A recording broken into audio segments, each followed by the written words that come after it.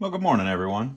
I'm here on my Sandersville Railroad doing a little bit of maintenance this morning, cleaning some track. I got that new scale trains model that does not have a current keeper in it, so it definitely is telling me where the track is dirty. And because I use current keepers, my track is probably dirtier than most because those current keepers that I use are pretty darn good. You can get 20, 30 seconds out of them. But anyway, the reason for this video this morning is I figured I'd give a layout tour since I've got it all changed up or out of discombobulated due to the fact that I'm cleaning, but kind of give you a walkthrough of what the Sandersville Railroad is. And the railroad is based on the Sandersville Railroad in Sandersville, Georgia. This is my staging. It's two tracks, nothing fancy, that I can have trains either come or go from the town of Tennille, Georgia. This is a lift out so that both these pieces will come out so that my wife can get into that closet or into that room. Starts with my interpretation of how the railroad goes. We've got a little bit of an industrial division here, or an industrial park. This is all based on an industrial park that the Sandersville operates on. Real industries that are there. BCS Chemical, got to work on that. Those little nails there represent loading ports. And then coming around here, we've got Burgess Pigment Company. Doesn't look anything like what it is, but I had a little bit of area there and I figured I'd make another stop. What it does is it creates a little switch back there, which adds to the operating interest. And there in the back corner is my BH transfer location. I use that for either hoppers. Sometimes I'll put a food grade tanker in there, but trying to do this so that it doesn't look like the Walthers catalog. Got a lot of Walthers kits, as you know, if you're modeling, that Walthers is the go-to. Try to kit bash or scratch build. These background buildings I scratch built with styrene. Also trying to do a little bit of what they call super detailing with pylons. Got some derails marked.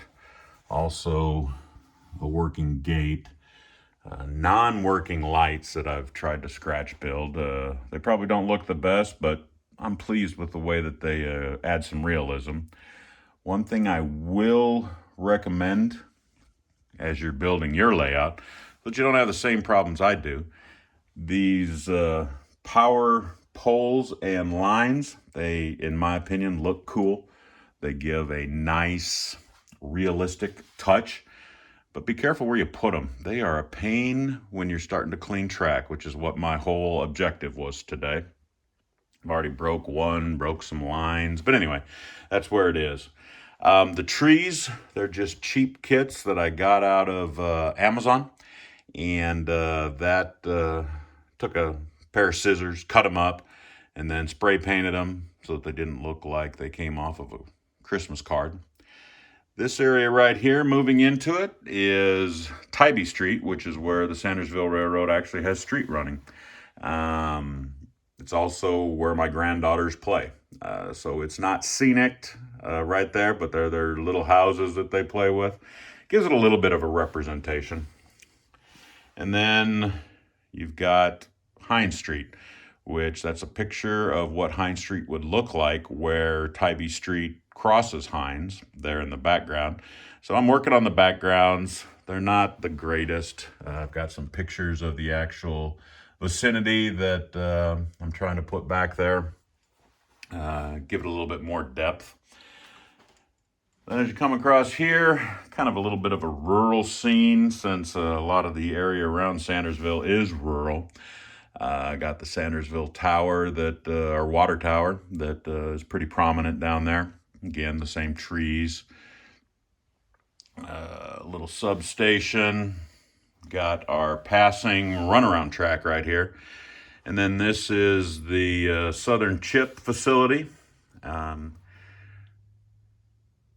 One of the things when I did this layout, I wanted to do it in more of a modern time. My past layouts were older, and the cars are pretty darn long, so you quickly use up the space that you think that you have on a shelf layout, which is all I have here. It's a shelf layout.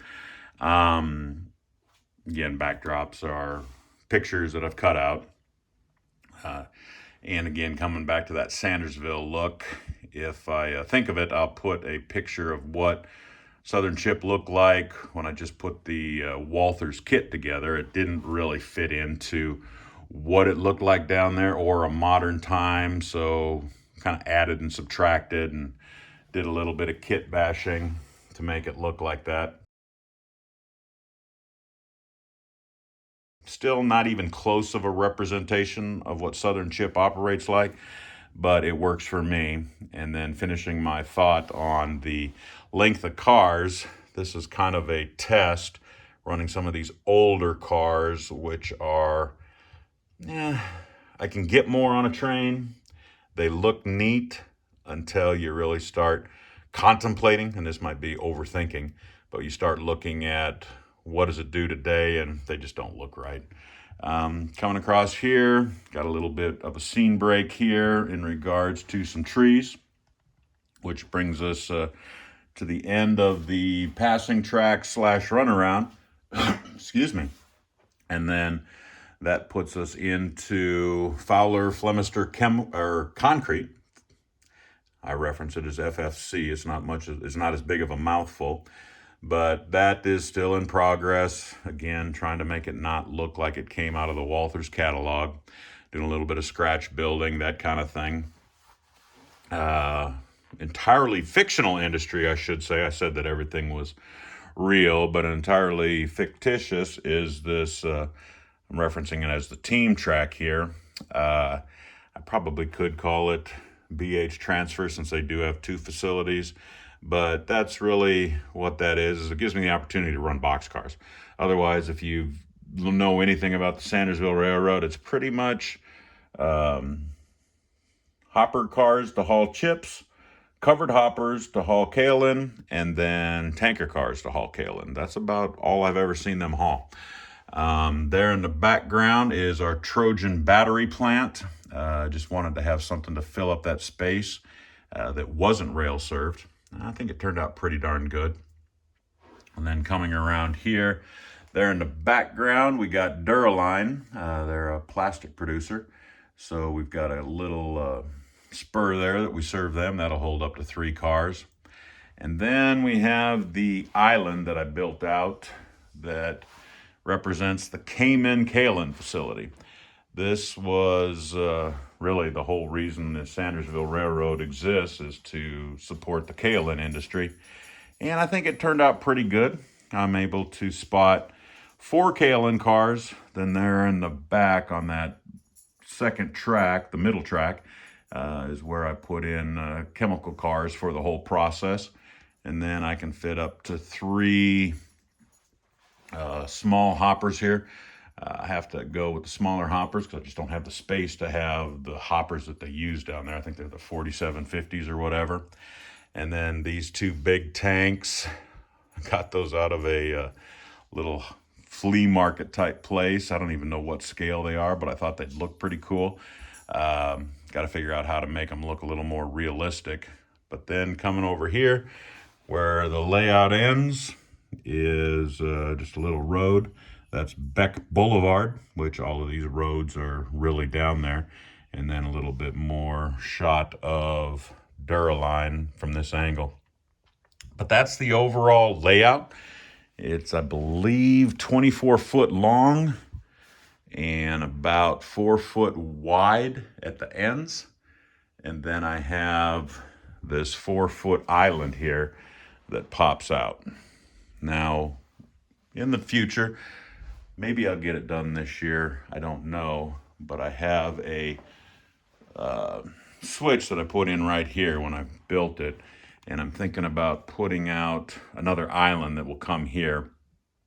Probably be fictitious industries on it, because I've got, in my opinion, the big car generators for the Sandersville Railroad already on the layout. I could do more kaolin, but there's only so much you can do there, and it doesn't give you any real diversity in regards to cars. And let's face it, this is a railroad inspired by the Sandersville Railroad, but it's really more of how I can operate some trains in the basement and enjoy and have fun. And I've got a whole storyline on how the Union Pacific is on this, but the recent merger of Norfolk Southern, Union Pacific that's in the news, the merger potential, I guess, it's kind of changing that, but nonetheless, there's a reason why the Union Pacific runs here, and it gave me the opportunity to think about different aspects of the rail industry to create my backstory for this. But I run the whole thing on the NCE power cap. Works really well. It's all DCC operated. All of my engines are either Walthers or Atherns. I did just get that scale train, which is a nice little engine.